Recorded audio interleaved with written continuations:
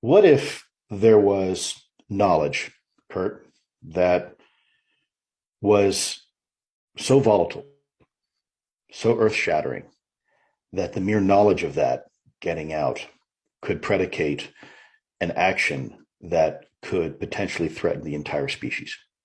Now, what do I mean by that? For just a moment, take off the scientific hat, take off your humanitarian hat, take off your philanthropic hat, and put on a hat of national security. Um, we just talked about the fact that there's no indication that these things have been here to help us. Okay, so there's really only three possibilities: they're benign, or if you will, benevolent, or two, they are malevolent, they're here to hurt us, or three, they're just here to observe us, and they're capable of doing both good and bad like us. Well, if you were to put on your national security hat for a second, let's say you're a general from the 1950s or 60s, and your job is to protect America and all things good and great, and the height of the Cold War, and you've got the Soviet bear across there, and things are pretty tough, right? And nuclear proliferation is a real thing. Now, you have information that there is something here that is can outperform anything you have, and really anything you have is rather ineffective from a national security perspective. And there's a thing out there, and it doesn't show that it's being benevolent. So it's only one of two other options: either malevolent or it's like us. And we see this very careful ISR surveillance of our nuclear equities. It's interested in nuclear equities. Well, some may look at that as what we call preparation for the battlefield. Okay.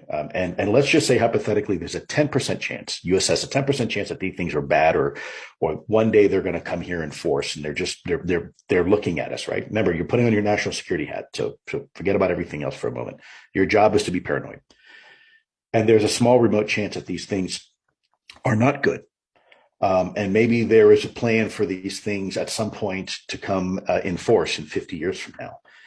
And if the mere fact you have this conversation with the American people, what's going to happen? Well, the American people are going to start getting prepared. Well, I can tell you in real life combat situations, when we send in long range surveillance LRS teams, behind enemy lines, the moment the enemy finds out that we know, that they know we're there, the surprise element of surprise is over. And so ultimately, hypothetically, imagine a scenario where maybe we had 50 years to prepare for something, but now that the cat's out of the bag, that existential action will happen tomorrow. And by the way, we're not ready for it. We're not prepared for it. We don't have a countermeasure. We don't have a capability to counter this. And so from a very real perspective, a national security perspective, the mere fact that you are acknowledging the existence of something may predicate an action or an act that you're not prepared to have right now.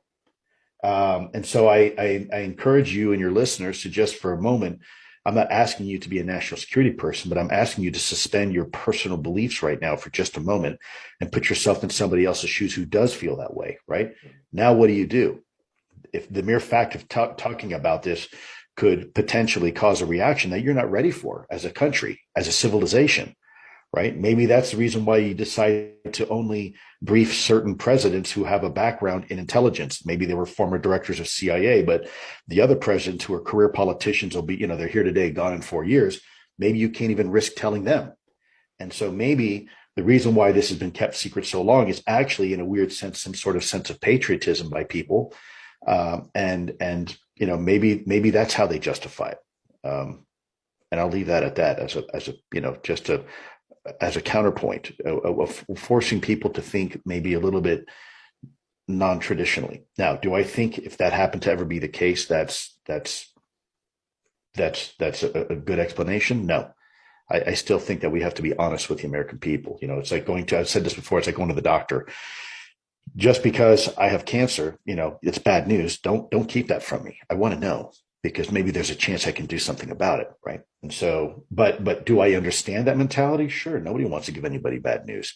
Now, am I saying that's the case? No, I'm not.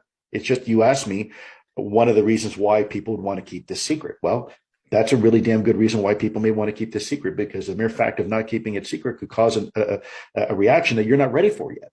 There's nothing you can do. You don't have a countermeasure. So again, from a national security perspective, that makes sense. Again, I don't agree with it, but